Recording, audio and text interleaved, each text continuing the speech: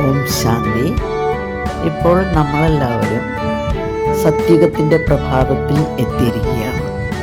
താൻ ഈ ശരീരമല്ലെന്നും പ്രകൃതി സിംഹാസനത്തിൽ വസിക്കുന്ന ആത്മാവാണെന്നും പൂർണ്ണ ആത്മജ്ഞാനമുള്ള ഒരു കാലം മുന്നോട്ട് നീങ്ങുന്തോറും ആത്മാവ് പുനർജനിച്ച് അതിൻ്റെ ആത്മീയ ശക്തി കുറഞ്ഞു വരുന്നു. അങ്ങനെ ആത്മീയ ശക്തി കുറയുമ്പോൾ മനുഷ്യൻ ദുഃഖങ്ങൾ ആരംഭിക്കുകയും ഈശ്വരനെ തേടാൻ തുടങ്ങുന്നു. പ്രകാശരൂപനായ ഈശ്വരനെ ജ്യോതിർലിംഗമായിട്ട് പൂജിച്ചു തുടങ്ങുന്നു. കാലാന്തരത്തിൽ ആത്മബോധം നഷ്ടപ്പെട്ട് സത്യത്തിൽ ജീവിച്ചിരുന്ന ദേവീദേവന്മാരെയും പൂജിക്കാൻ ആരംഭിച്ചു. കാമക്രോധാദികൾപ്പെട്ടുഴലിയ മനുഷ്യന് അക്രമവും അനീതിയും വർദ്ധിച്ചപ്പോൾ ശിവഭഗവാൻ വന്ന് ഭഗവത്ഗീത ഉപദേശിച്ചു. ഇപ്പോൾ കാലചക്രം സത്യത്രേതായുഗങ്ങളും കഴിഞ്ഞ് ദ്വാപരവും കഴിഞ്ഞ് കലിയുഗം എത്തിയിരുന്നു. ആത്മജ്ഞാനത്തോടൊപ്പം രാജയോഗവും പഠിപ്പിച്ച് മനുഷ്യനെ ആത്മബോധത്തിലേക്ക് തിരിച്ചു കൊണ്ടുവന്നു.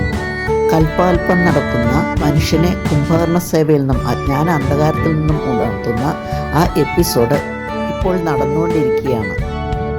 വരൂ, നമുക്ക് ജ്ഞാനവും രാജയോഗവും പഠിച്ച് ആത്മജ്ഞാനം നേടി സത്യയുഗത്തിന് അധികാരിയാവാം. ഓം ശാന്തി.